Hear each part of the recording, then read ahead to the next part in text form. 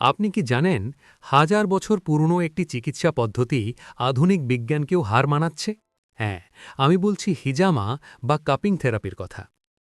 রসূলুল্লাহ সাল্লাল্লাহু আলাইহি ওয়াসাল্লাম বলেছেন, তোমরা যেসব পদ্ধতিতে চিকিৎসা করো তার মধ্যে হিজামা সর্বোৎকৃষ্ট।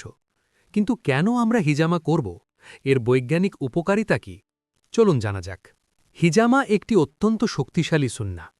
মিরাজের রাতে ফেরেস্তারা রসূল সাল্লাল্লাহু আলহি ওয়াসাল্লামকে বলেছিলেন, হে মুহাম্মদ সাল্লাল্লাহু আলহি ওয়াসাল্লাম, আপনি আপনার উম্মতকে হিজামা করার আদেশ দিন। এটি শুধুমাত্র ধর্মীয় ইবাদত নয়, বরং শরীরকে বিষমুক্ত বা ডিটক্স করার এক প্রাকৃতিক উপায়। বৈজ্ঞানিকভাবে হিজামা আমাদের শরীরের ত্বকের নিচে জমে থাকা দূষিত রক্ত বা টক্সিন বের করে আনে।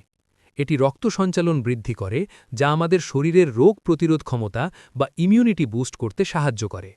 যাদের দীর্ঘদিনের কোমর ব্যথা, মাইগ্রেন, ঘাড় বা জয়েন্টের ব্যথা আছে, তাদের জন্য হিজামা জাদুর মতো কাজ করে। এটি উচ্চ রক্তচাপ নিয়ন্ত্রণ করে এবং শরীরের অলসতা দূর করে আপনাকে করে তোলে সতেজ।